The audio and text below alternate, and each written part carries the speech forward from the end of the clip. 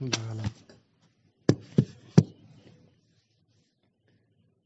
ওম পার্থায় প্রতিবোধিতাম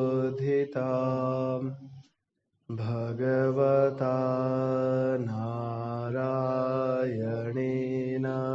স্বয়ং व्यासेन ग्रथितां पुराणमुनिना मध्ये महाभारतम् अद्वैतामृतवर्षिणीं भगवतीम् अष्टादशाध्यायिनीम् अम्ब त्वाम् अनुसन्दधामि भगवद्गीते भवद्वेषिणीम् वसुदेवसुतं देवं कंसचाणूरमर्दनम् देवकी परमानन्दम् कृष्णं वन्दे जगद्गुरुम्। এটা হচ্ছে লাইফের সবথেকে বড় ইম্পর্টেন্ট।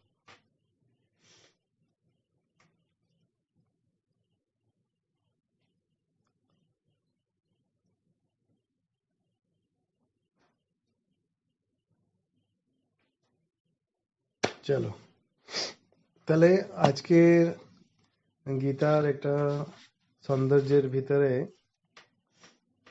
নতুন একটা জিনিস আর আমরা পাঠ করছি। কালকে আমরা পাঠ করেছিলাম গীতার ভিতরে আত্মতত্ত্বের সম্পর্কেই কথা চলছে। আত্মতত্ত্বের যে কথা চলছে সেখানে যেমন শরীরটা হচ্ছে বাসাংসি জীর্ণানি, এই কথাগুলো চলছিল। দ্বিতীয় অধ্যায়ের 22 নম্বর শ্লোকটি চলছিল। তারপরে আমরা 23 নম্বর শ্লোকে এলাম। 23 নম্বর শ্লোকটা পড়া হয়েছিল, নৈনম ছিন্দন্তি শস্ত্রাণি নৈনম দহতি পাবকা ন চৈনম ক্লেদয়ন্তি আপো ন শোষ্যতি মারুত। এটাও আমাদের এটা হয়ে গেছিল। এখন আগেকার একটা শ্লোকের কথা বলছি, যেটা হচ্ছে শ্রীকৃষ্ণ বলতে চাইছেন যে যে স্বরূপটি তোমার আছে সেটা তো আসল স্বরূপ আত্মতত্ত্ব আছে। সেটা তো না কখনো মরবে, না কখনো কেউ মারতে পারে। 23 নম্বর শ্লোক দেখো, 22, 23, 24, 25 নম্বর শ্লোক। তো নাই তোমার ওটা কেউ তলোয়ার দিয়ে ওকে কাটতে পারে, না কোই আগুন ওকে মারতে পারে, না জল দিয়ে ওকে ভিজানো যাবে। তুমি তো ওই স্বরূপটি আছো।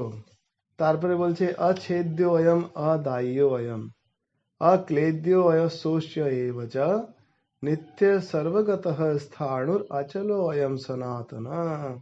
মানে এই আত্মাকে মারবে আবার কিভাবে? তো অচ্ছেদ্য আছে, মানে ছেদ করাই যাবে না। অদাহ্য, তাকে মানে জ্বালানোই যাবে না। তার ভিতরে ওই দাহিকা মানে দহন করার কোনো শক্তিও নেই যে তোমার এটা করতে যাবে, হ্যাঁ না? তো এমন এটা কি একটা জিনিস যে তুমি এটা ভাবছো যে এটা দিয়ে আমার এটা চিন্তিত হব বা অন্য কিছু একটু ভাবনা করব। দ্বিতীয় অধ্যায়ের শ্লোক নম্বর 23টি চলছে। Animesh, most welcome. কথাটি শোনা যাচ্ছে? কথা শুনতে পাচ্ছ তো? ঠিক আছে। আরে বাহ, তুমিও নিয়ে নিয়েছো এই কথা। এই বইটা খুব ভালো, মানে স্টার্ট করার জন্য ভালো। গীতার অধ্যয়ন স্টার্ট করার জন্য এটা বইটা ভালো। ঠিক আছে, শুনতে অসুবিধা হচ্ছে না তো? ঠিক আছে, তাহলে খুব ভালো করে এটাকে দেখো। হ্যাঁ, এটাকে আবার একটু দেখি। এখানে আজকে প্রথমবার এটাকে চালিয়ে দেখি যায় নাকি।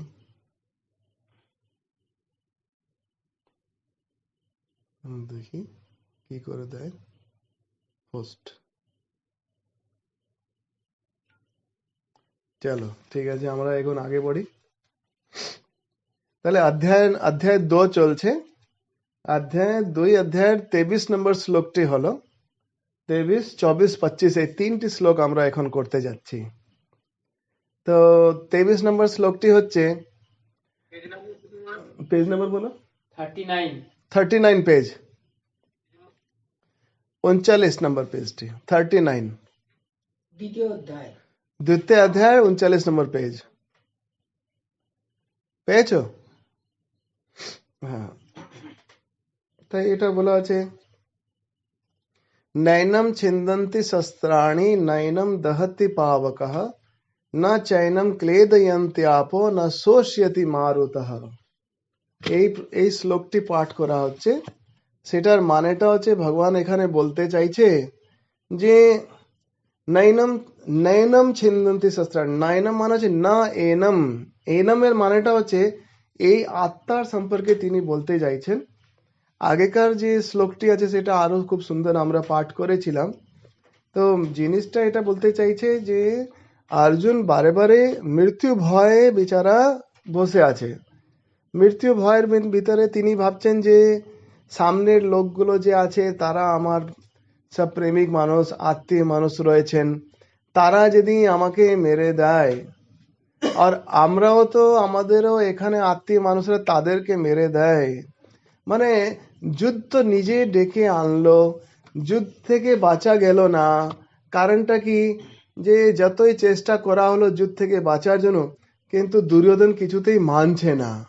দুর্যোধন না মেনে এখন তাদেরও তো দোনো তো রাজকুমার, দুর্যোধনও রাজকুমার, যুধিষ্ঠিরও রাজকুমার, তারা তো পাণ্ডুপুত্র, তারা আবার ওটা মানার দরকার নেই যে আমরা কিভাবে যে রাজ ছেড়ে থাকবো। ন্যাচুরালি তাদেরও তো একটা রাজত্ব আছে, তাদের একটা অধিকার আছে, সেই অধিকারটা তাদেরকে এখন নিতেই হবে। কেন কি নীতিগত স্তরে তাদেরকে অধিকার দেওয়া হচ্ছে না। তাহলে যুদ্ধ করতে হবে। ক্ষত্রিয় যে আছে, ক্ষত্রিয় মানুষ যে যুদ্ধ করার জন্য তাদের কখনো ভয় থাকে না। তো নিজে ক্ষত্রিয় হয়ে আমি ক্ষত্রিয় আছি সেই ভাবটা সবসময় অর্জুন এই বলে বলে যুদ্ধের জন্য আমন্ত্রিত করলো সবাইকে। আর এখন যুদ্ধভূমিতে এসেও পড়লো। এসে পড়ার পরে দেখেই তো মনে হচ্ছে যে এরা এত সব নিয়ে দাঁড়িয়ে আছে, এত যে উৎসাহ নিয়ে দাঁড়িয়ে আছে, আমাদেরও এখানে সব দাঁড়িয়ে আছে। এরা যদি লড়াই করবে তো কেউ না কেউ হতাহত হবে, কেউ না কেউ তো মরবে, কেউ না কেউ তো রক্তাক্ত হবে। তাহলে এই রক্তাক্ত হবে মানে মৃত্যু হবে। মৃত্যু হলেই তাদের একটু ভয় লেগে গেল, আছে মৃত্যু হয়ে যাবে, এরা মারা যাবে, এরা মারা গেলে যদি আমি জিতে যাই, এরা আমার বন্ধু বান্ধবরা যদি মেরে গেল, আমি তারপরে কি ভোগ করব, কি আনন্দ করব, কোনো লাভ আছে? সেই ভাবটা তার মনে অনেকবার জেগে উঠছে। সেটাকেই কাটাবার জন্য এই যুদ্ধটাকে এখন যুদ্ধভূমিতে আসার পরে কাটার জন্য বলছে যে হে কৃষ্ণ, এই যুদ্ধটা আমি করতে চাই না, এত লোক মরে যাবে, এত লোক যে আছে আমাকে মেরে দেবে, আমাদেরকে যদি মেরে দেয় তা আমাদের বউদের কি হবে, আমাদের বউদেরকে ওরা নিয়ে যাবে, ওরা তারপরে সন্তান पैदा করবে, তারপরে ওরা সন্তান করলে তো আমাদের যে স্বর্গে যে মাতা পিতা পূর্বজ এরা সব রয়েছে তাদেরকে জল কে দেবে, আমরাও বিনা জলে মরবো, কেউ আমাদেরকে দেখার থাকবে না, সনাতন ধর্ম নষ্ট হয়ে যাবে, হেনা তেনা, এই এমন সব জিনিসটা বলতে যাচ্ছে। তখন শ্রীকৃষ্ণের মনে আসছে যে একে তো বুঝাতে হবে। যদি মানো তুমি ক্ষত্রিয় মানুষ আছো, তোমার কাছে শক্তি আছে, আর তুমি ওই শক্তিটা প্রয়োগ করে নিজের রাজত্বকে, নিজের সন্তানকে, নিজের পরিবারকে বাঁচাবার জন্য চেষ্টাই যদি না করো, তাহলে তো সামনে দুশ্মন দাঁড়িয়ে আছে, সে তো মেরেই দেবে। আর যে আশঙ্কা অর্জুন করছে সেটা হয়েই যাবে। কেন, যে জিনিসটা আমরা চিন্তা করি, যে জিনিসটা আমরা নকারাত্মক ভাবে চিন্তা করি, আর সেটা আমাদের ইউনিভার্সে, আমাদের যে জগতে ছাড়ি ওই নকারাত্মক চিন্তা, তো সেটাও আমার ফলীভূত হয়ে ওঠে। কেন, কেন কি আমি চিন্তা করছি, তো আমার চিন্তায় তো তাকে শক্তি দেওয়া হচ্ছে। যখন শক্তি দিচ্ছি তখন সেটাও তো ফলীভূত হবে। এর থেকে ভালো যদি শক্তি নিয়ে যদি দাঁড়িয়ে পড়ে ওর যদি যুদ্ধ করতো, তো নিশ্চিতভাবেই এই দুশ্মনদেরকে, এই যে নিজেরই লোক আমারই দুশ্মন হয়ে পড়েছে, তাদেরকে একটা দেখাতে হবে। তো সেটা সেই জায়গায় নিজেকে কমজোর অনুভব করলো অর্জুন। আর এত বলশালী মানুষ হয়েও সে বলছে আমি এখন যুদ্ধ করব না, আমার যে হাতে গান্ডিব ছুটে যাচ্ছে, আমার বুকে ধকধক ধকধক ধকধক করছে, আমার চুলগুলো এমন দাঁড়িয়ে পড়েছে, আমার তো হাত মানে ঘাম হয়ে গেছে, এইরকম হাজার প্রকারের সব বায়না এইসব করে যাচ্ছে। তাই ওই জায়গা থেকে যেখানে অর্জুন মতো পরাক্রমী বীর ফিউজ হয়ে গেছে, একটা বেলুন যখন হাওয়া বেরিয়ে যায় সেই রকম হয়ে গেছে। তাই আবার অর্জুনের ভিতরে শ্রীকৃষ্ণ আবার হাওয়া ভরছে, পাম্প লাগাচ্ছে। এখন দেখ তোমার সব জ্ঞানটা কলুষিত করে দিয়েছে, এখন হাওয়া ভরে যাচ্ছে। সেই জিনিসটাই আছে যে প্রত্যেকটা জায়গায় যেখানে যেখানে তার সংশয় ছিল সেই সংশয়গুলো তিনি কেটে কেটে এখন বাদ দিয়ে দিচ্ছে। প্রত্যেকটা জায়গায় তিনি উত্তর দিচ্ছেন, তার সংশয়টা নিবারণ করে দিচ্ছেন। এখানে এই শ্লোকটি তাই আছে। বলছে নৈনম ছিন্দন্তি শস্ত্রাণি নৈনম দহতি পাবক ন চৈনম ক্লেদয়ন্ত্যাপো ন শোষ্যতি মারুত।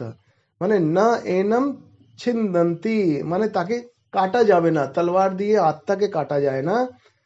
আর তারপরে নৈনম দহতি পাবক, আগুনের ভিতরে এই যে আছে এই শরীরটা পুড়তে পারে কিন্তু আত্মাকে কখনো পোড়ানো যাবে না।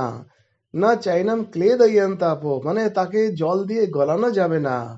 আর তারপরে বায়ু দিয়ে শুকানো যাবে না। তারপরে শ্লোকে তিনি বলছেন, 24 নম্বর শ্লোকটা দেখো, বলছে অচ্ছেদ্য অয়ম। সেটা অচ্ছেদ্য আছে, তার গুণ আছে। আত্মার এমন গুণ আছে যে অচ্ছেদ্য আছে, তাকে তার ভিতর ছেদ করা যাবে না। অচ্ছেদ্য অয়ম অদায়ী অয়ম, তাকে কেউ পোড়াতে পারবে না। অক্লেদ্য অয় মানে ক্লেদ মানে তাকে ভিজানো যাবে না। অশোষ্য তাকে শুকানো যাবে না। সেটা কি আছে? সেটা নিত্য আছে, সর্বগত আছে, সব জায়গায় আছে। স্থাণুর মানে স্থির আছে, কোনো জায়গায় যাওয়া আসার তার দরকার পড়ছে না। সে তো সব জায়গায় আছে, তাহলে যাবে কোথায়, আসবে কোথায়? এটা হচ্ছে আমাদের আত্মার প্রভাব। যেমন দেখো, আমরা এখানে শ্রী রামকৃষ্ণ দেবকে ডাকছি, হয়তো ওই বিল্ডিং এ ওকে শ্রী রামকৃষ্ণ দেবকে ডাকছে, অন্য জায়গায়ও শ্রী রামকৃষ্ণ দেবকে ডাকছে, বা অন্য লোক নিজে নিজে ইষ্টকে ডাকছে। তার মানেটা কি? ভগবান তো আমার কাছে এঙ্গেজ হয়ে রয়েছে, আমি তাকে ডাকছি, তো আবার অন্য জায়গায় কি করে হবে? যেমন ফোনটা যখন আমরা করি, দিস কল ইজ বিজি, হ্যাঁ না, এ তো বিজি বলছে, কিন্তু ভগবানের পক্ষে ইয়া আমাদের আত্মার পক্ষে they not busy. Body and mind and everything can be destroyed, but আত্মা যেটা আছে তাকে বিজি বলা যাবে না, সে তো সব জায়গায় আছে। আমাদের প্রার্থনাগুলো আমরা ছোট ভাবে প্রার্থনা করে আমাদেরই বড় বৃহত্তর ভাবটাকে আমরা পূজা করছি।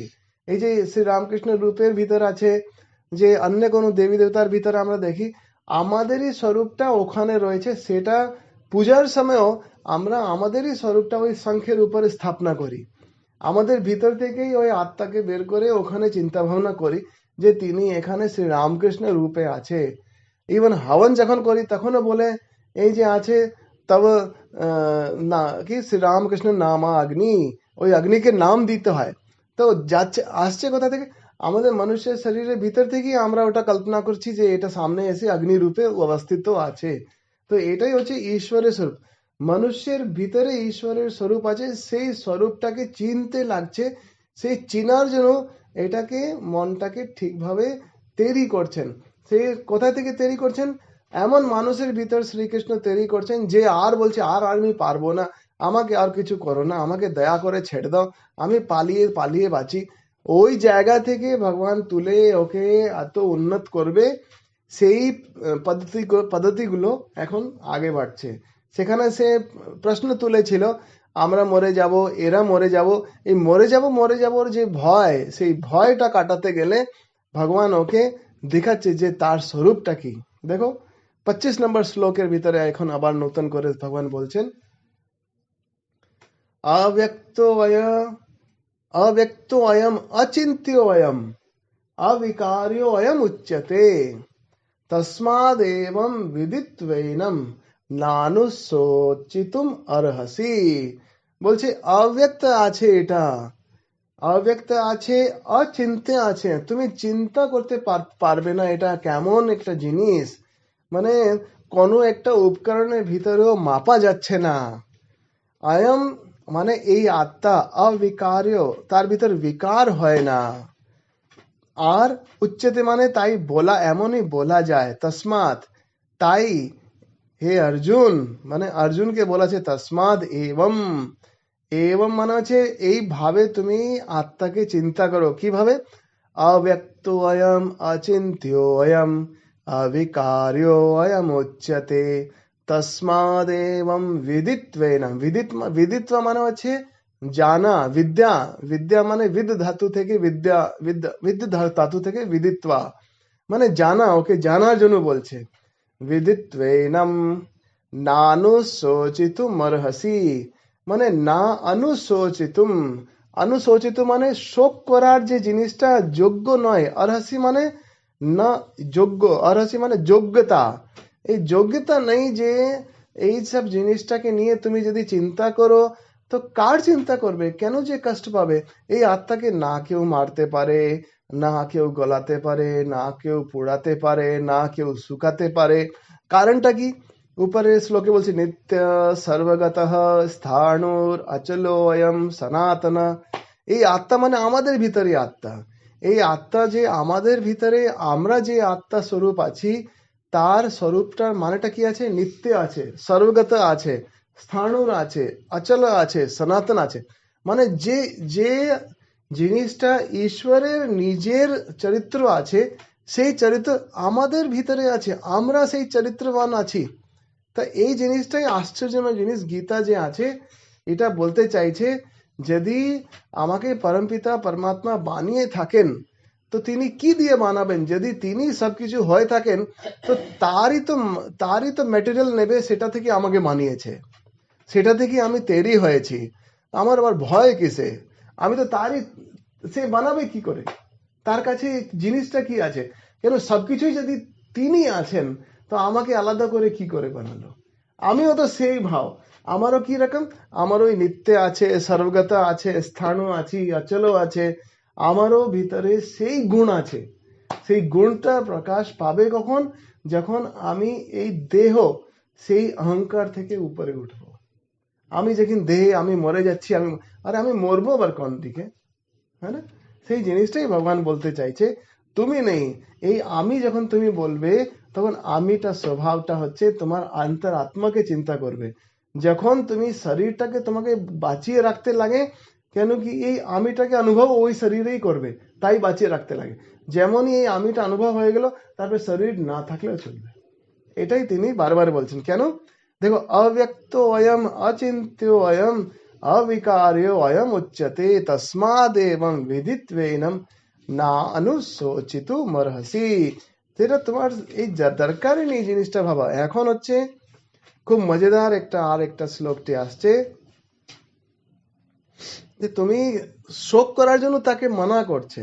26 নম্বর শ্লোকটি হচ্ছে, বলছে অথ চৈনম নিত্য জাতম নিত্যম বা মন্যসে মৃতম তথাপি ত্বম মহাবাহো নৈবম শোচিতুম অর্হসি। এর মানেটাও খুব সুন্দর আছে। বলছে এই যে আত্মতত্ত্ব আছে, এই যে আমাদের স্বরূপ আছে, তাকে যে জন্ম যাবে বা মৃত্যু হবে, সেটা যদি তুমি মানো, কিন্তু শরীর যদি অনিত্য আছে, সেটা তো মরেই যাবে। তার জন্য এমনি শোক করা ঠিক নয়। শরীর তো এমনি একদিন মরবে, তার শোক আবার করবে কি? আত্মার জন্য তুমি যদি ভাবছো যে এটা হবে সেটা হবে, সেটা তো কখনো মরবে না, তার জন্য তুমি আনন্দ করছো না। কিন্তু এই শরীরটা তো এমনি মরবে, তার জন্য তুমি শোকই করবে কেন? ভাই, এই জিনিসটা এমনি তো হাতে থাকবে না, শরীরটা তো এমনি হাতে থাকবে না, তো আবার শোক করার লাভটা কি? এটা তো এমনি থাকবেই না। যার শরীর আছে সে তো এমনি মরবেই মরবে, হ্যাঁ না? সে তারপর তার আবার চিন্তা, তুমি এত চিন্তা করছো কেন? এটা এটা এটা একদিন মরবেই মরবে। আর যেটা আছে, যেটা সবসময় আছে, তার জন্য তুমি চিন্তা করবে, ও না করলে সেটার কোনো লাভই নেই। সে তো সবসময় আছে। কেন? সেটাই তোমার স্বরূপ। কেন কি? ওটা আমার স্বরূপ, মানে ঈশ্বরের স্বরূপ। এই ঈশ্বর থেকেই তো এসব এসছে। এই জিনিসটাও যেটা আছে, যে জিনিস দিয়ে বানানো হয়েছে, এই এই গাড়িটা যে জিনিস দিয়ে বানানো হচ্ছে, সেটার ভিতরে আবার মিশবে তো। তো আমরা তো কি করছি, মাঝখানে এই গাড়িটা ঠিক দাঁড়িয়ে আছে চলছে সেটাকে পূজা করছি, কিন্তু সে জিনিসটা তৈরি হয়েছে সেটাকে আমার দিকে তাকাই না। যেমন বিল্ডিংটা আছে, সুন্দর রং আছে, এই সব আছে, কিন্তু বিল্ডিংটা বানানো কি করে হয়, ওই ইটা দিয়ে, বালি দিয়ে, সিমেন্ট দিয়ে, ওই জিনিসটা আমরা দেখি না। আমরা দেখি বাহ সুন্দর রুম আছে, কিন্তু ভিতরে ওই সেমই আছে, একটু রং সরিয়ে দাও সেম ওই সব বাজে বাজে ভাবে দেখাবে। তো এই বডিটা এরকম সাজানো গুছানো মনে হচ্ছে বাহ কি সুন্দর, একটু যদি ছাল কেটে যায়, একটু যদি আন্তরি বেরিয়ে আসে, তুমি বলছে কতই টানতে থাকা, একদম নোংরা মতো লাগবে। মাছটা দেখতে কত ভালো, যখন মাছটা কাটা হয় সব সব নোংরা গুলো বের করে করে বের করতে হয়। তো ওটাই আছে যে এই যে সাজানো গুজানো মানে হচ্ছে খুব ভালো, কিন্তু তার পরিণতি, তার সব থেকে অন্তিম যে সত্য হচ্ছে যে এই শরীরটা আর থাকবে না। তো ওর জন্য চিন্তা করবো কেন? তো এটাই বলতে চাইছে, অথ চৈনম নিত্য জাতম নিত্যম বা মন্যসে মৃতম। বলছে অথ মানে এখানে কিন্তু, বলছে চ, চ মানে আর, ইয়া যদি, চ এনম নিত্য জাতম, সেটা সবসময় আছে, এই আত্মা সবসময় আছে, তার সবসময় জন্ম হয়, কিন্তু এই শরীরটা যেটা আছে মরে থাকে, মরে যায় একদিন। তার জন্য যদি আমরা এটা ভাবি, তাহলে এর থেকে বড় শোকের মানে এই শোকটা আমি করতেই যাব কেন? তা এটা তুমি পড়বেই নাকি অনিমেষ দা? এটা পড়ো, 26 নম্বরের মিনিংটা পড়, মানেটা কি আছে, ওই বাংলা মানেটা পড়ো। মূলানুবাদ।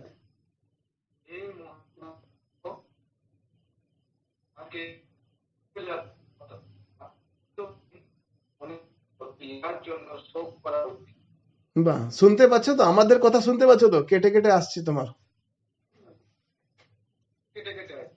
তোমার তোমার কথা কেটে কেটে আসছে, তাই জিজ্ঞেস করলাম। তো এটা কেটে দিই, তাই শুনতেই তো পাবে না, কেটে কেটে রেখে কিছু। এখন শোনা যাচ্ছে? তাহলে তুমি একবার আর পড়ো তো, একবার আর পড়ো।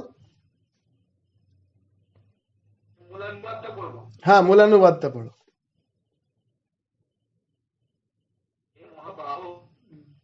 আর যদিও ইহাকে নিত্য জাত অথবা নিত্য মৃত মনে করো, তথাপি ইহার জন্য শোক করা উচিত নয়।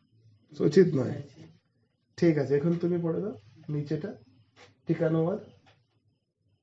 এখন দেহের সঙ্গে আত্মার জন্ম ও তাহার মৃত্যু অঙ্গীকার স্বীকার করিলেও শোক করা উচিত নয়, ইহাই বলেন অর্থ চৈনম অথ চৈনম। চৈনম বলে। অতঃপর যদি পুণ্য পাপ এবং তাহাদের ফলভূত জন্ম ও মৃত্যু আত্মার অনুগামী বলিয়া এই আত্মাকে নিত্য সর্বদা সেই সেই দেহের জন্মে জাত মনে করো এবং সেই সেই দেহের মৃত্যুতে মৃত্যু মনে করে, তথাপি তোমার শোক করা উচিত নয়। বাহ, তাহলে এটা একটা কমেন্ট্রি, এটাকে কি বলে, এটাকে বাংলাতে কি বলে?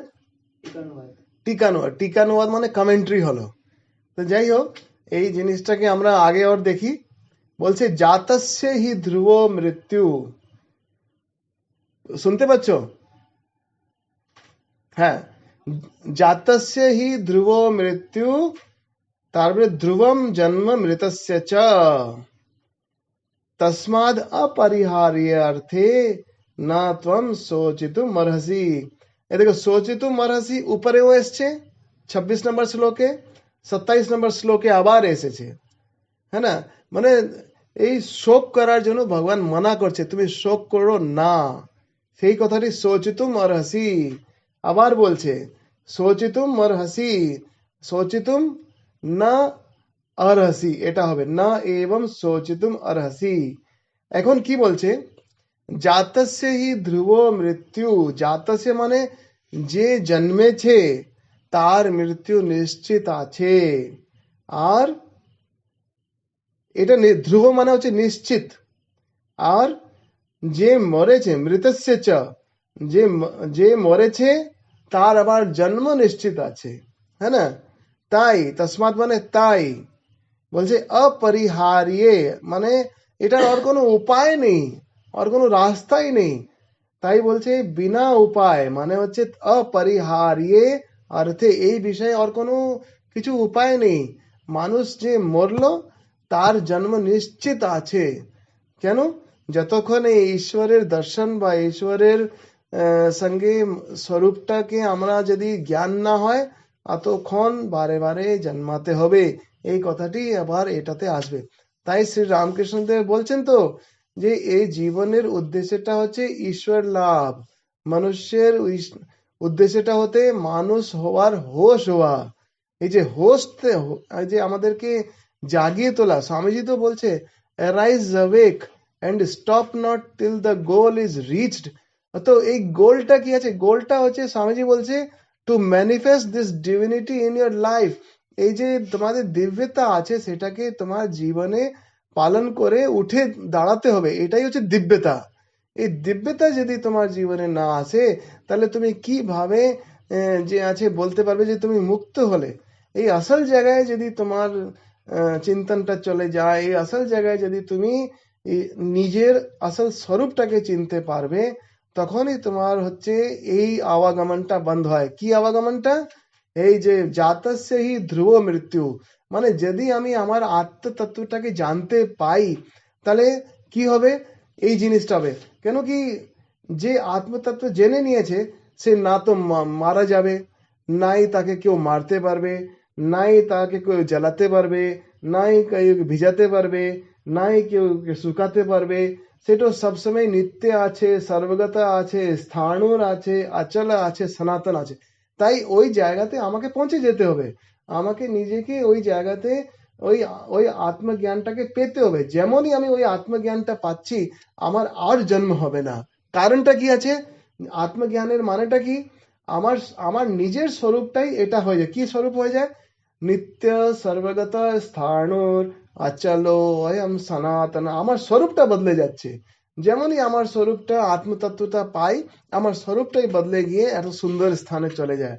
তাই ওই মানুষের আর জন্ম নেই, আর মৃত্যু নেই। কিন্তু যতক্ষণ এই তত্ত্বটার জানকারি হয় না, মানুষের জন্ম মৃত্যু চলতে থাকে। এটাই এই শ্লোকের ভিতরে বলছে জাতস্যহি ধ্রুব মৃত্যু। ধ্রুব মানে তার নিশ্চিত আছে, যে জন্মেছে তার মৃত্যু নিশ্চিত আছে। আর ধ্রুবম এটাও সত্য আছে, যে জন্মেছে তার মৃত্যু নিশ্চিত আছে।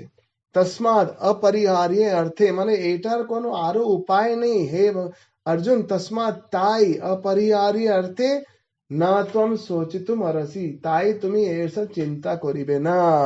এই চিন্তা করতে, শোক করতে এখানে অর্জুনকে বারণ করে দিচ্ছেন। তাহলে আগেটা একটা পড়ি। এটাও সেই একটি কথা বলছে। দেখো এটা, এই শ্লোকটা আমার খুব ভালো লাগে। এটাকে মানে এটাকে এই শ্লোকটাকে খুব ভালো করে পড়বে অনিমেষ। শুনছো তো? এই 28 নম্বর শ্লোকটা খুব সুন্দর আছে। দেখো বলছে अव्यक्तादीनि भूतानि व्यक्त मध्यानि भारत अव्यक्त निधनान्येव तत्र का परिदेवना। কত সুন্দর মিনিং আছে। বলছে ভারত, এই যে বলছে লাস্টে যে ভারত বলছে, এটা অর্জুনকে ডাকছে, হে ভারত। ভূতানি, এই যে ভূতানি, অব্যক্তাদীনি ভূতানি। ভূতানি মানে বলছে সম্পূর্ণ জগতের শরীর, যত প্রাণী আছে সব প্রাণীর কথা বলছেন। অব্যক্তাদীনি ভূতানি ব্যক্ত মধ্যানি ভারত। এই সম্পূর্ণ প্রাণী যে আছে, অব্যক্তাদীনি মানে জন্ম হওয়ার আগে তারা অপ্রকট ছিল। তাদেরকে কি তোরা দেখেছিল? কেউ, আমি যখন জন্মাই নেই তখন কি আমাকে দেখা গেছিল? আমাকে কেউ দেখতে পায়নি। তাই হচ্ছে আমি যখন মরে যাব তখন কি আমাকে কেউ দেখতে পারবে? এটা শুধু মাঝখানেই প্রকট হলো। বুঝলে তো? এটাই বলছে যে অব্যক্তাদীনি ভূতানি ব্যক্ত মধ্যানি ভারত। এই শ্লোকটা আমার এত সুন্দর লাগে। এটা চিন্তা ভাবনা, এটা ধ্যানের বিষয় আছে যে অব্যক্তাদীনি ভূতানি। ভূতানি মানে এই যে জগৎ সংসার রয়েছে, এই যে সবকিছুটা রয়েছে, এই যে বিল্ডিংটা হওয়ার আগে বিল্ডিং ছিল না, এই বিল্ডিংটা শেষ হওয়ার পরে এই বিল্ডিং নেই, মাঝখানে একটু প্রকট হয়েছে। মাঝখানে মানে এই অল্প সময়ের জন্য প্রকট হয়েছে, বাকি সময় তো ওই ঈশ্বরের ভাব সঙ্গে এক আছে। তিনি এটা বলতে চাইছেন যে অব্যক্তাদীনি ভূতানি ব্যক্ত মধ্যানি ভারত। এখন অন্য লাইনটি আছে অব্যক্ত নিধনান্যেব, মানে মৃত্যুর পরে আবার অব্যক্ত হয়ে যাবে। মরে যাওয়ার পরে মানুষটি শুধু ফটো লাগিয়ে রাখি, জবরদস্তি লাগিয়ে রাখি, সে তো চলে গেছে, জবরদস্তি ফটো লাগিয়ে রাখি, তাকে বাঁচিয়ে রাখি, তার স্মৃতি শরীর, তাকে চিন্তা করে ফুল দিই, ধূপ দিই, ও তো নিজে চলে গেছে। কিন্তু আমরা তখন কি বলি, অমুক অমুক দিনে জন্মেছিল, অমুক অমুক দিনে শরীর গেছিল, ও এমন ছিল, তেমন ছিল, এমন ছিল। মানেটা হচ্ছে ও তখন প্রকট হয়েছে আর মরে গেছে, এখন নাই। কিন্তু ওর আগে কোথায় ছিল আর ওর পরে কোথায় আছে, এটা তুমি চিন্তা করো। ওর আগে কোথায় ছিল, ওর পরে কোথায় আছে। যদি মানুষ সত্যি করে দিব্য জ্ঞান পেয়ে থাকে তো আগেও ছিল না আর পরেও ছিল না। কিন্তু যদি মানুষ ওই দিব্য জ্ঞান পায়নি যে আমি অনিত্য আছি, অচল আছি, সনাতন আছি, সব স্থানর আছি, যদি এই জিনিসটা আমরা গুরু জ্ঞান বলো বা নিজের সাধনা বলো, নিজের তত্ত্বজ্ঞান বলো, ইয়া নিজের স্বরূপটাকে আমি যদি অনুভব করতে পাইনি, তাহলে আবার কি হবে, জাতস্য হি ধ্রুব মৃত্যু, যে জন্মেছে, যে মরেছে আবার তার জন্ম হবে, হ্যাঁ না? তাই ওটা তো কোনো চিন্তা করার বিষয় নেই। আর এটা কখন যে সামনে আসে, এটা তো মাঝখানে আসে। যে জন্মের আগে কোথায় ছিল আর মৃত্যুর পরে সে কোথায়, সে তো অব্যক্ত, জন্মের আগে অব্যক্ত। সেই কথাটি এখানে বলছে, বলছে পরিদেবনা, মানে তার আবার শোক করছে কেন, ওয়াই, এমন কন্ডিশনে শোক করতে নেই। তত্র কা পরিদেবনা, ওই যে আছে তত্র, তাই যে আছে ওই এমন কন্ডিশনে তার আমি চিন্তা করবো কেন, এই কথাটা এখানে বলছে। খুব মজেদার আছে এই শ্লোকটি। এখানে টিকা কি বলেছে পড়ো তো। এ ভারত প্রণতিগণ আদিতে অব্যক্ত, মধ্যে ব্যক্ত এবং নিধনে অব্যক্ত, তাহলে শোক কেন? কি সুন্দর কথাটি। মানে এটাকে মানে এটা এটা হচ্ছে আমি নিজেই জন্মের আগে কোথায় ছিলাম, আমি নিজেই মৃত্যুর পরে কোথায়, অব্যক্ত, হ্যাঁ না? আমাকে চিন্তা করারও লোক নেই। তুমি ভাবো তোমার জন্মের আগে তোর বাবা, তাকে তুমি চিনো, বাবার বাবা হয়তো তুমি চিনো, বাবার বাবার বাবা হয়তো তুমি শুনেছ, বাবার বাবার বাবার বাবা তুমি নাম শুনেছ, বাবার বাবার বাবার বাবার বাবা জানি না, তাহলে তুমি কি হাওয়া থেকে এসে গেল? হ্যাঁ, তোমার কাছে কুষ্টি পিণ্ডিতেই তুমি হয়তো নামও তুমি কখনো খোঁজার চিন্তা করে নেই। তাই বলছি আমরা যে আছি, আমাদের পরে 2-3 পিঢ়ি পরে কেউ চিন্তাই করবে না। এই খাটে হয়তো অনেকজন শুয়েছে, কত মহারাজরা এলো, আমি চিন্তাই করি না। হ্যাঁ, তোমাদেরও কোনো চিন্তা নেই, তোমাদেরও কোনো খাওয়া দাওয়াতে কমি নেই, তোরাও তো ওদের জন্য কোনো কান্না বসাচ্ছে না, তাহলে আবার চিন্তা করছো কেন অর্জুন? এই তো এলো, এই তো গেল, why are you worrying? তুমি চিন্তা করিছো কেন, তুমি শোক করছো কেন ভাই? তত্র কা পরিদেবনা, মানে এটা, এই শ্লোকটা আমার খুব ভালো লাগে। अव्यक्तादीनि भूतानि व्यक्त मध्यानि भारत अव्यक्त निधनानि एव तत्र का परिदेवना। Why are you worrying my dear Arjuna? কত সুন্দর আছে। এটা হচ্ছে আসল সাংখ্যের যোগের এই একটা শ্লোক, এটা খতরনাক শ্লোক আছে। মানে সব জিনিসটাই আছে, কিন্তু এই শ্লোকের ভিতরে অনেক চাপ দিয়ে দিয়েছে ভগবান। মানে আর এখন সন্দেহ করার জায়গায় ছাড়লো না অর্জুনের জন্য। কি বলবে অর্জুন? কিন্তু অর্জুনের তো মতি ঘুরছে, কি করে। এখন দেখো আত্মতত্ত্বের সম্পর্কে আরো দুর্লভ দুর্লভ জিনিসটা ভগবান বলছে, যে উপলব্ধি করে তার কি অবস্থা হয়।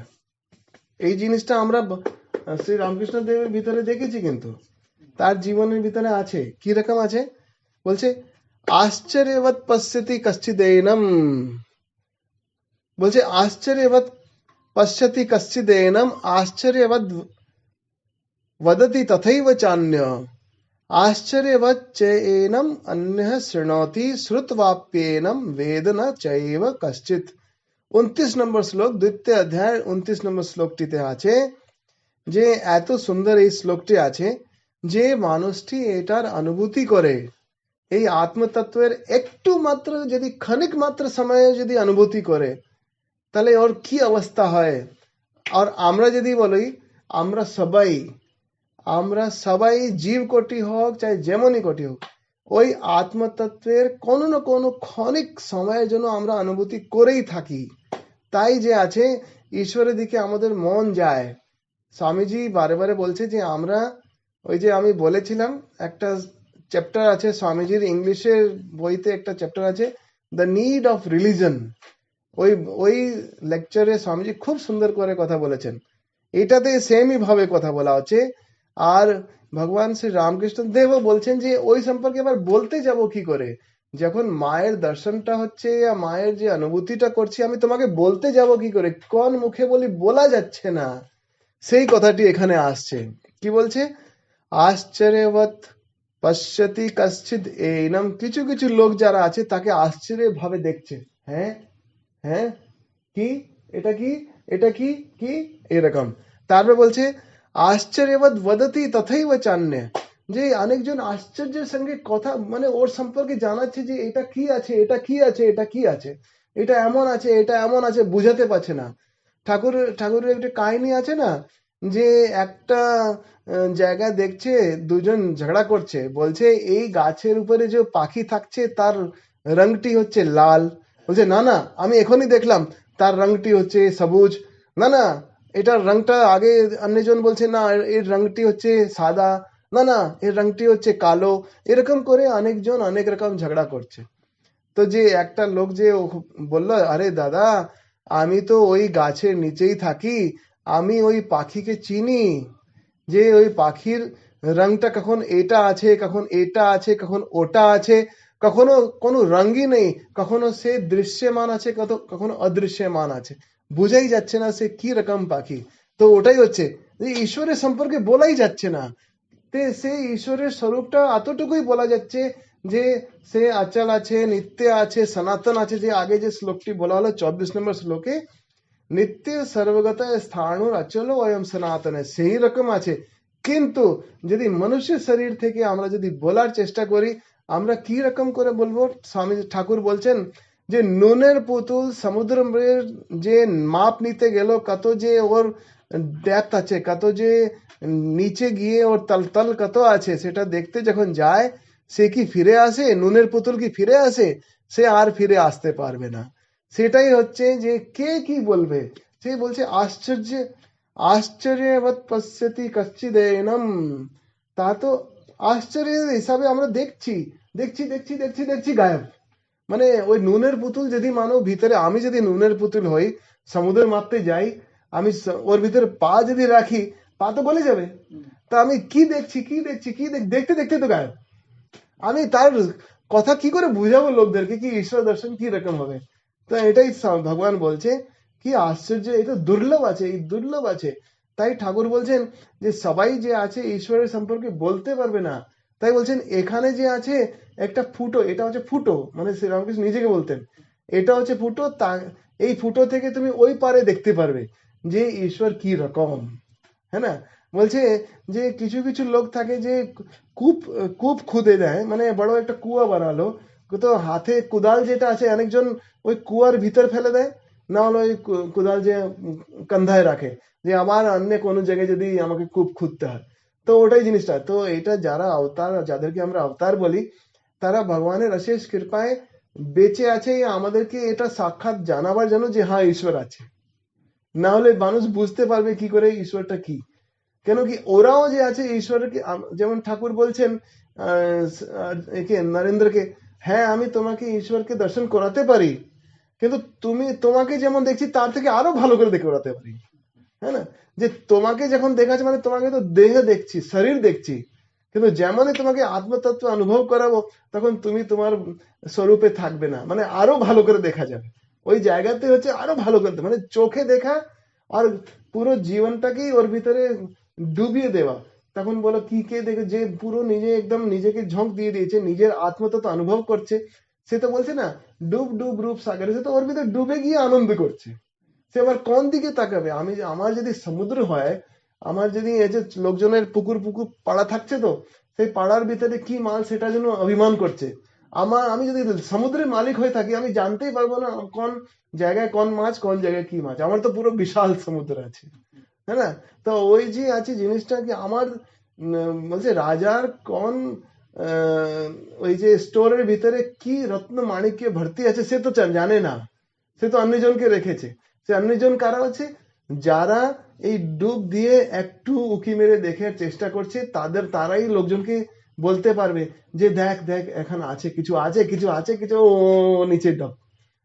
তা আর কিছু বলা যেতে পারবে না। হাউ হা হু হা হু, ঠাকুর বলছে না, নিতাই আমার মাতাল হাতি। ওই যে বলে আনন্দ করছে, নিতাই আমার মাতাল হাতি, হাতি যখন খুব ঝাঁপ দিয়ে আনন্দ করছে, তখন হাতি হাতি হাতি মাতাল হাতি মাতাল হাতি, আরো হা হা হা হা, আর কিছু মুখে বেরোয় না, তো আর কিছু বেরোচ্ছে না, হাতি হাতি হা হা হা হা, তারপরে ওই শব্দটাও নেই, শব্দ চলে যায়। সেটাই হচ্ছে আশ্চর্যবৎ পশ্যতি কশ্চিদেনম আশ্চর্যবৎ বদতি তথৈব চ অন্য। অনেকবার হয় না, অনেকজন মহারাজরা যা এই টের পেয়ে যায়, অনেকজন সাধকরা যখন এই টের পেয়ে যায়, তো সাধনা করে সকালবেলা বসছে, আবার বসছে, আবার বসছে, বসে আছে, মানে লোকজন ভাবছে কি পাগল আছে। আরে পাগল নয়, সে ওর ভিতরে ডুব ডুব হয়ে গেছে, সে ওর ওর থেকে উঠতে পারছে না, যে এতই আনন্দ, সে তো আনন্দ ভোগ করছে। সে লোকজন ভাবছে কি পাগলের মতো বসে আছে, হ্যাঁ না, সোজা হয়ে বসছে, কখন এটা টেড়া হয়ে বসছে, কখন পা লম্বা করছে, কি করছে, কেমন করে বসে। নরেন্দ্রের কি অবস্থা হয়েছিল, নরেন্দ্র বললো না, আমাকে এমন করে দিন যে এই সমাধি থেকে আর আমি উঠি না, মাঝে মাঝে উঠে শরীর ধারণ করে রাখবো, পারপাস চলে যাও। ঠাকুর তো ভর্ৎসনা করলেন, কিন্তু নরেন মতো লোক ওই সমাধি থেকে উঠতে চাইছে না, বুঝলেন তো। চারিদিকে মশা টোসাতে সে উঠতে পারছে না, কেন, মনটা ওখানে ডুবে গেছে, আনন্দে ডুবে গেছে।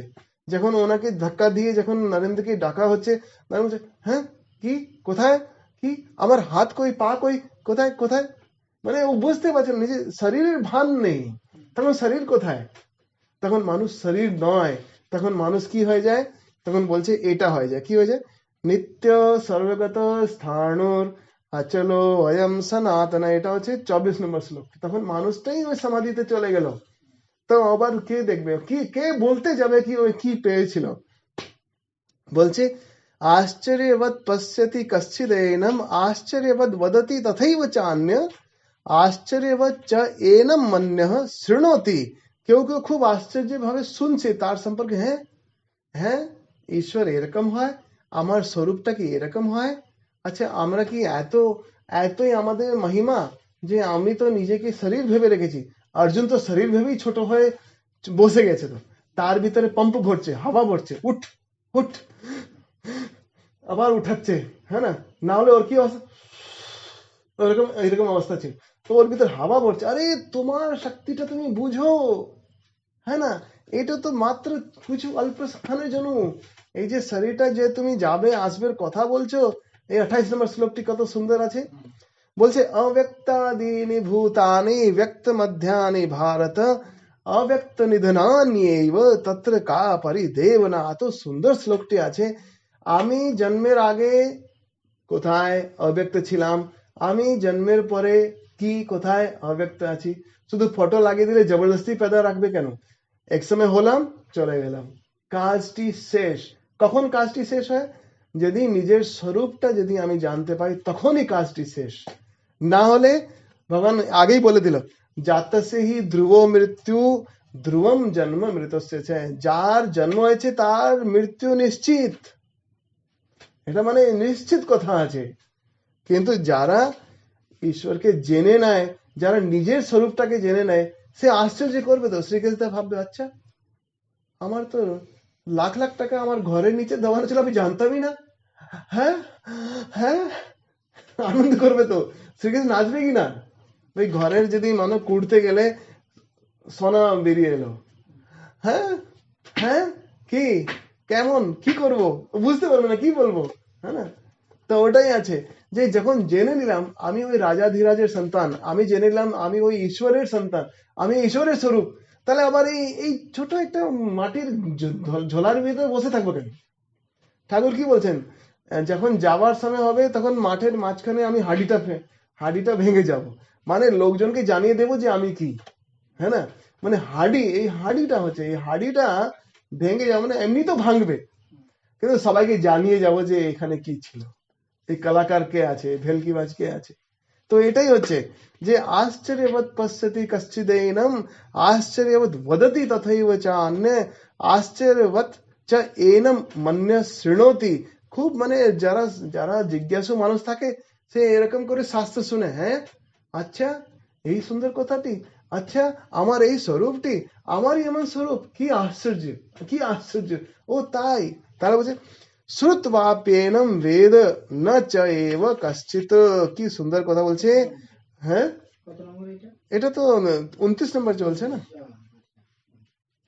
যে কেউ শুনছে সেও বড় আশ্চর্য আছে, তারপরে তার সম্পর্কে কেউ বলবে, সেই মহাপুরুষ যে ব্যক্তিও সেও নিজে আশ্চর্য ভাবে বর্ণনা করছে, ও বুঝাতে পারবে না, কেন কি সেও যে বুঝে গেছে সে তো আর এই শরীরে থাকতে পারবে না। যে বুঝে যায় তার জন্য এই শরীরের অবস্থান দরকার নেই।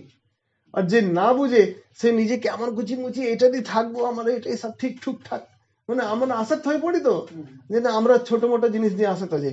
এই প্যান্টটা আমার ভালো লাগছে, এই রুমটা আমার ভালো লাগছে, এই যে ঘড়িটা আমার ভালো লাগছে, এই জিনিসটা আমাদের কি হচ্ছে একটা মোহ একটা জড়িয়ে যায়, এই জিনিসটা আমার ভালো লাগছে, ওই জিনিসটা ভালো। তাই যারা তত্ত্বজ্ঞানীরা থাকে তারা মানে ভগবানের মূর্তিটাও ওদের দরকার নেই, কেন তারা তো ওই স্বরূপেই চলে গেছে। যেমন আমরা অনেক, যেমন গুরুদেবের একটা জিনিস রাখলাম, মহামায় এটা রাখলাম, তাদের ওটাও দরকার নেই, কেন তাদের যা পাওনা ছিল সেটা পেয়ে গেছে, আর আবার শরীরের অবশেষ রাখারও দরকার নেই, বুঝলো তো। তাই সাধুর শ্রাদ্ধর কোনো দরকার নেই, তারা তো আগেই সব ফেলে দিয়েছে, কেন সংসারের জন্য নয়, তো শ্রাদ্ধ আবার কিসে, কেন ওটা মেনেই নেওয়া হয়েছে। যেমনই মহামন্ত্র শুনেছে, তার জ্ঞান যদি এই জীবনে প্রকাশ না হয়ে থাকে তবে ও জ্ঞান হয়েছে, অচেতন মনে জ্ঞান আছে, সে শুধু বাইরের জগতে ঢেউ আপ ডাউন করছে, তাই ওটা রয়েছে। যেমন ইসিজি করাতে যখন যাই, ইসিজির কি হয়, ইসিজির লাইনটা যদি সোজা চলে আসে, ডক্টর কি বলবে, ভাই ও তো ড্যাড, তো মরে গেছে। তার লাইনটা, হার্টের লাইনটা উপর নিচে যদি থাকে তখন বলবে হ্যাঁ এটা ঠিক। তো জীবনের ভিতরে তো ঢেউ উপর নিচে করবি, হ্যাঁ না। একটা সোজা লাইনে যদি হয় তাহলে তো মৃত্যু, শরীরের মৃত্যু। তেমনই আছে যে এই শরীরের ভিতরে যেই থাকুক তার আপ ডাউন হবে। ঠাকুর বলছে না ট্যাক্স চুকাতে হবে, শরীরের কোনো না কোনো কর্ম, যে কর্ম, এই কর্ম দিয়ে শরীর চলছে। তাই তো ঠাকুর বলছেন যে, ঠাকুর নিজেই দিকে, এটা হচ্ছে কর্মনাশা নদী। যখন দীক্ষা হয় তখন বলা হয় যে যা তোমার ভালো কর্ম, যা তোমার বাজে কর্ম, সব গুরুর চরণে ঢালতে হয়। এখন কি আছে, আমার ভালো কর্মটাও কেন দেব, তাই না, ইয়া আমার যদি বাজে কর্ম সেটা আবার গুরুর চরণে কেন দেব। বলা এটা হচ্ছে যদি বাজে কর্ম গুরুকে দিই তো গুরুর শরীরের উপর থেকে যাবে, হ্যাঁ না। আর যদি ভালো দিই তো আমি কি নিয়ে থাকবো। তো দোনোই জিনিসটা দিয়ে দিতে হয়, কেন গুরু সেটা হয় ঠাকুরের যে একটা স্বরূপ ভেবে গুরুকে যখন মানছি, তো শ্রী রামকৃষ্ণ দেব বলছেন যে এখানে হচ্ছে কর্মনাশা নদী, তার কর্মগুলো শেষ হয়ে যায়, ভালোটাও থাকবে না আর খারাপটাও থাকবে না। তাহলে থাকবেটা কি, যতক্ষণ শরীর থাকবে সেই জ্ঞানই থাকবে, যেটা হচ্ছে অনিত্য অচল স্থাণুর এই সনাতন, এই ভাবটাই থাকবে। প্রথমে এই ভাবটা কোনো না কোনো রূপে থাকে, সেই রূপটা হয়তো গুরু রূপে থাকলো, প্রথমে হয়তো কোনো ইষ্ট রূপে থাকলো, কালী রূপে থাকলো, কৃষ্ণ রূপে থাকলো, হেনা রূপে থাকলো, তেনা রূপে থাকলো। পরে এই জ্ঞানটা তার থেকেও উন্নত হয়ে এই অপূর্ব জ্ঞানের ভিতরে চলে যায়, যেখানে এই সমুদ্রের ভিতরে নুনের পুতুল মতো হয়ে যায়, আর তারপরে মানুষ এই শরীরে থাকতে পারবে না, কেন কি বিশাল বিশদ হয়ে গেল। সেটাকেই বলা হচ্ছে সমাধি। যখন তুমি বলছো ধ্যানের ভিতরে শরীর ছাড়া, এটা হচ্ছে ধ্যানের ভিতরে শরীর ছাড়া। তুমি সচেতন জ্ঞানেও শরীর ছাড়তে পারো, ধ্যানের সঙ্গে সঙ্গে তুমি ঘুমের ভিতরেও ধ্যানের মতো শরীর ছাড়তে পারো। এই যে শরীর ছাড়াটাই হচ্ছে এটা আমাদের পরীক্ষা, এটা পরীক্ষা। শরীর ছাড়ার সময় আমার মনে কি আসে সেটা পরীক্ষা, তার জন্যই ঈশ্বরের ধ্যান চিন্তা রাত দিন করে থাকতে হয়।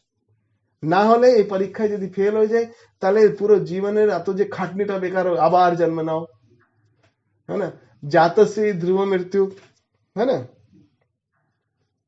বাহ, খুব সুন্দর আছে এই শ্লোকগুলো, এত সুন্দর। এরপরে যে শ্লোকটি আছে সেটা কালকে ধরছি।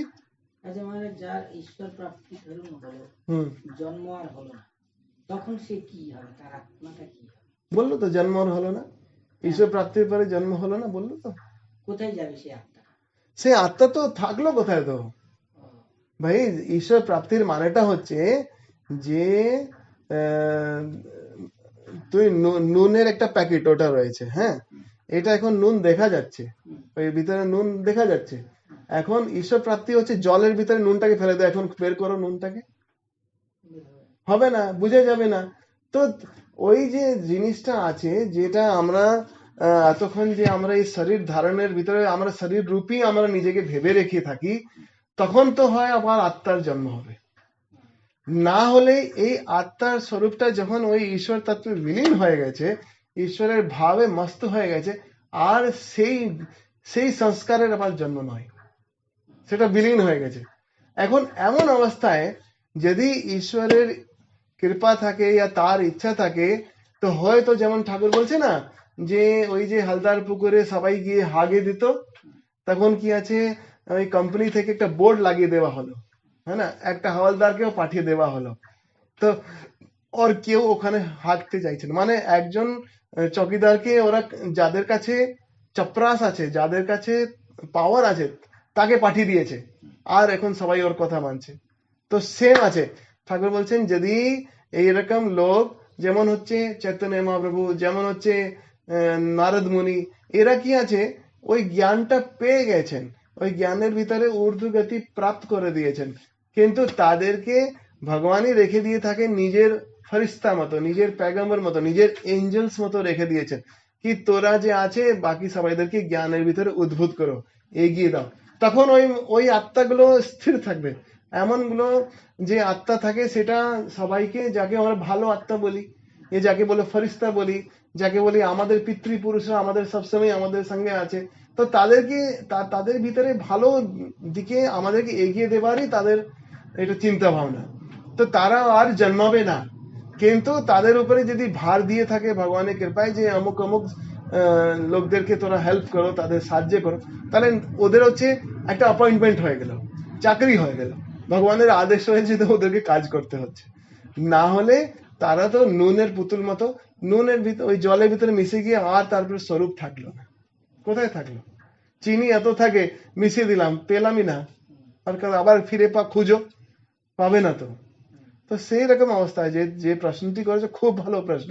যদি তুমি এটাকে নিজের ভিতরেই যদি করে দেখো, যে আমি জন্ম হওয়ার আগে কোথায় ছিলাম, আমি মৃত্যুর পরে আমি কোথায় আছি,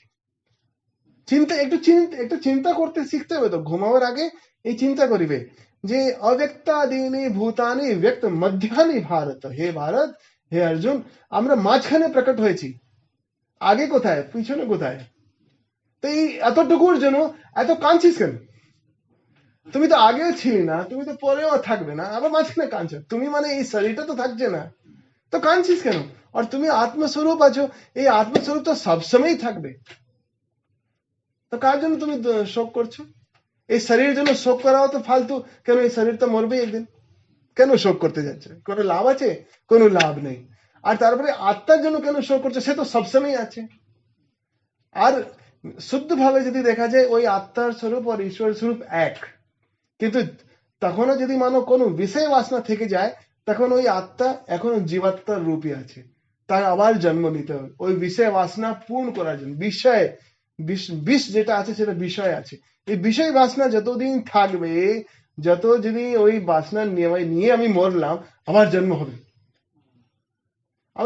তাই তো মা বলছে না যে বাতাসা খাওয়ার ইচ্ছা থাকলেও জন্ম আছে, হ্যাঁ না? ঠাকুর বলছে যে তোমার বড় বড় বাসনা গুলো ত্যাগ করে ছোট মোটো যাই বাসনা থাকে শেষ করো। তাই তো দেখবে না আমাদের মহারাজরা এটা খাইবো, সেটা খাইবো, এই সব খাইবো, আর কোথায় থেকে সব জিনিস চলে আসে। রসগোল্লা খেয়ে যাচ্ছে, চমচম খাচ্ছে, এই খাচ্ছে, পান খাচ্ছে, সিগারেট খাচ্ছে, খাচ্ছে, যাচ্ছে, কাপড় পরছে, গাড়িতে ঘুরে বেড়াচ্ছে, বাসনা শেষ করো। ঠাকুর বলছে আমি কর্ম নাশনা দিই, তোমার ইচ্ছা হয়েছে তুমি এখনই শেষ কর, হ্যাঁ না? তাই হচ্ছে যে অনেকবার কি হয় যে কর্মনাশা হয়, এত কর্ম থাকে, কারো কারো এতই সৎকর্ম, খুব কম অল্প বয়সে রাজার মতোই আছে, সব সেবক সেবিকা রয়েছে, গাড়ি রয়েছে, ঘোড়া রয়েছে, হ্যান রয়েছে, তেন রয়েছে। আবার যেমনই সৎকর্ম শেষ হলো, আবার বিমারি রয়েছে, শুয়ে আছে তো শুয়ে আছে, তো বছর পর বছর যে আছে কোমাতে থাকছে, পড়ে আছে, কর্ম শেষ করছে এখন, হ্যাঁ না? তো তেমনই আছে যে মানে আমি এটা তো মিশনে তো স্পেশালি দেখেছি, মঠ মিশনে দেখেছি যে এত প্রাচুর্য রয়েছে, ঐশ্বর্য রয়েছে। সেটা কেন রয়েছে? যার যা ইচ্ছা সেটা তো ভোগ করিয়েই ছাড়বে। মানে ঠাকুর বলছে শেষ করেছে, শেষ কর শেষ কর শেষ কর, তাড়াতাড়ি কর তাড়াতাড়ি কর, শেষ কর শেষ কর। তো এটাই আছে শেষ করে দেওয়ার মানেটা হচ্ছে, বলছে তুমি তাড়াতাড়ি এইসব জিনিসটা শেষ করো, না হলে বাতাসা খাওয়ার যদি ইচ্ছা থাকলে আবার জন্মাতে হবে, তাহলে তুমি ওই মানুষ হওয়ার তোমার হোশ থাকবে না। তুমি কেন যে জন্মেছো, ঈশ্বর দর্শনের জন্য জন্মেছো, তার ভিতর যেমন বলছেন এই যে পিরেক থাকে, এই যে কি বল ছুঁচ থাকে, ছুঁচের ভিতর থেকে ওই যে ধাগা সুতো দিতে হয়, সুতোর যদি এইদিক ওইদিক এইদিক থাকে ঢুকতে পারবে না। তাই একটা মন করে ভগবানকে ডাকতে গেলে আগে এই ছুঁচগুলোকে ঠিক করতে হবে, ওই ছুঁচগুলো তাড়াতাড়ি ঠিক করে এবং চলে যাও, নাহলে হবে না। তো ওটাই বলছে যত তাড়াতাড়ি মনের বাসনাগুলো সেরে দিয়ে এগোতে হবে।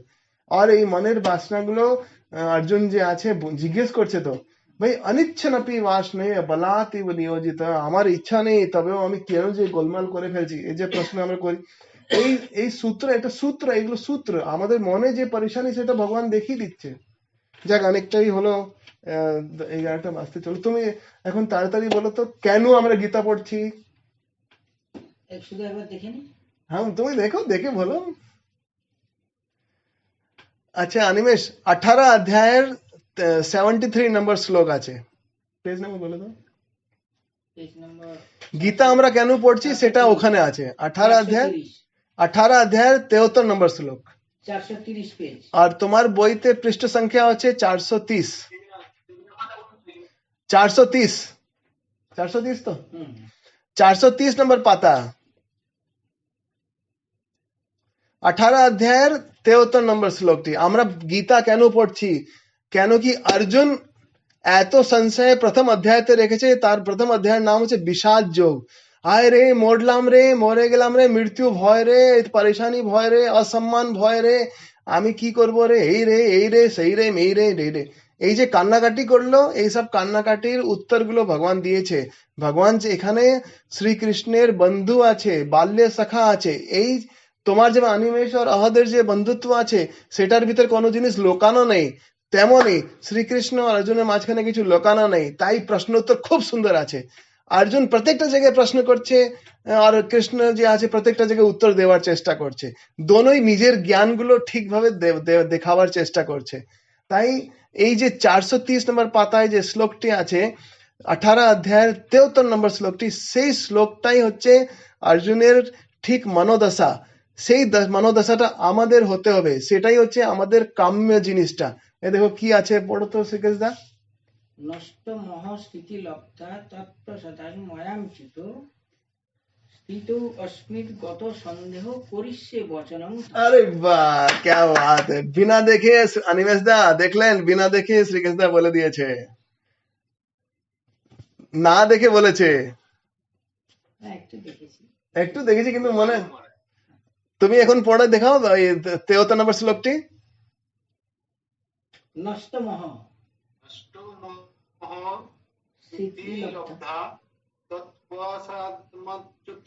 হ্যাঁ পড়ো।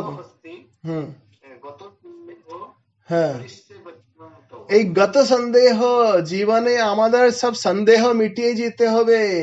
কেন কি প্রত্যেকবার কর্মের এমন গতি, এই হাত ধরলাম এমন করে পেঁচিয়ে আছে, তারপরে কর্মযোগে ভগবান বলবে গহনা কর্মণো গতি, এই কর্মের গতি এত গহন আছে, একটি চিন্তা করলাম আবার একটি এলো, একটি করলাম একটি এলো, একটি মানে শেষ নয়।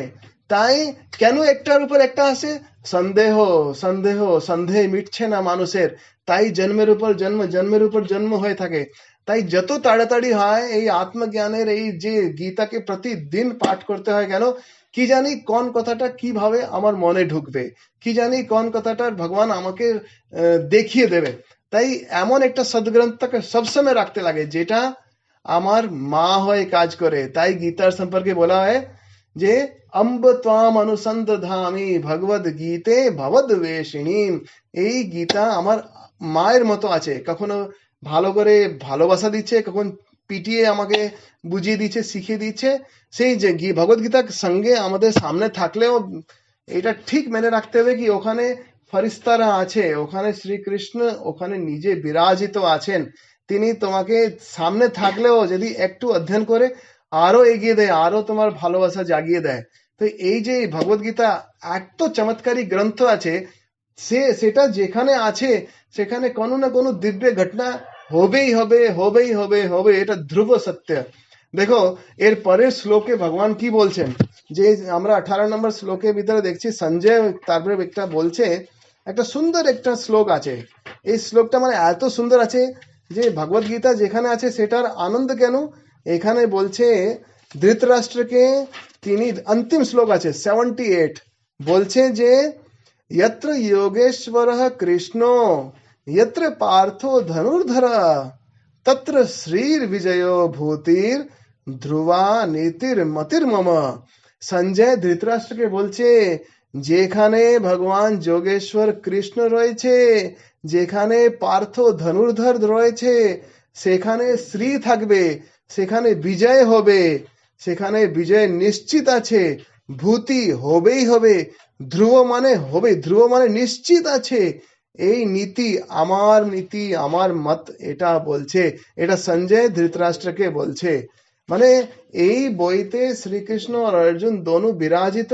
এই বইটা চমৎকারী বই কেন, ভগবানের সম্পর্কে अंतिम শ্লোকে বলে দিয়েছে যে यत्र योगेश्वरः কৃষ্ণ यत्र পার্থ ধনুর্ধরः তত্র শ্রীর বিজয়, শ্রী আছে ওখানে, বিজয় আছে, সেটা হবেই হবে। ধ্রুবা মতি নীতির মতির মম, আমার মনটা এটাই বলছে হে ধৃতরাষ্ট্র, যেখানে শ্রীকৃষ্ণের মতো এই জ্ঞান দেওয়ার লোক আছে আর অর্জুনের মতো এই যে স্বীকার করে নিয়েছে যে আমার সন্দেহ মুক্ত হয়ে গেছি, যারা এখানে আছে, যেখানে এরা এটাতে রয়েছে সেখানে শ্রী আছে, সেখানে বিজয় আছে, ভিক্টরি আছে। সেখানে শ্রী মানে আমরা প্রত্যেকটা ভালো জিনিসটাকে শ্রী করে, যেমন তোমার নাম লিখতে গেলে আমরা লিখি শ্রীমান, শ্রী লাগাই তো সামনে, শ্রীমান অনিমেষ, শ্রীমান শ্রীকেশ, শ্রীমান অহদ্দা। এটা জিনিসটা কেন, শ্রী মানে হচ্ছে যেটা সব থেকে শ্রেষ্ঠ জিনিস, আমরা কাউকে সম্মান দিয়ে থাকি ইয়া কাউকে কিছু দিতে থাকি, তাকে শ্রী দিতে হয়। শ্রী মানে সম্পত্তি, শ্রী মানে বৈভব, শ্রী মানে আনন্দ, সবকিছুটাই শ্রী। স্ত্রীদের ভিতরে শ্রী থাকে তার সৌন্দর্য, তার অলংকার, তার মুখের কথাবার্তা, সেটা শ্রী থাকে। যদি এই শ্রীটা কোনো স্ত্রীর ভিতরে আমরা দেখি বিশেষ ভাবে থাকে, তো পুরো জগৎটাকে মাতিয়ে দেয়, হ্যাঁ না, পুরো জগৎটাকে আন্দোলিত করে দেয়। তেমনি কোন পুরুষের ভিতর থাকে, যেমন শ্রীকৃষ্ণের ভিতরে এমন শ্রী আছে যে তাকে দেখে সব গোপীরা কি এখন পর্যন্ত লোক মোহিত হয়ে রয়েছে, তার বাঁশরি শুনে এখন পর্যন্ত লোক মোহিত হয়ে রয়েছে, তার কথা ভগবদ গীতা আমরা পড়ে এখনো মোহিত হয়ে রয়েছে। তার ভিতরে এমন শ্রী আছে, যেখানে শ্রীমদ ভগবদ গীতা আছে সেখানে বিজয় হবে, হবে, হবে, এই ভগবদ গীতা নিজেই বলে দিয়েছে। যাক, এখন আমরা এটাকে শেষ করি আজকের পাঠটা। ভগবানের কৃপায় এত সুন্দর একটি পাঠ আমরা আজকে প্রতিদিন পাচ্ছি। মুকম করোতি বাচালম পঙ্গুম লঙ্ঘয়তে গিরিম यत्कृपातमहं वन्दे परमानन्दमाधवम्। ॐ शान्ति शान्ति शान्तिः। हरि ओम तत्सत्। श्रीरामकृष्णार्पणमस्तु। ঠিক আছে অনিমেষ, রাখছি।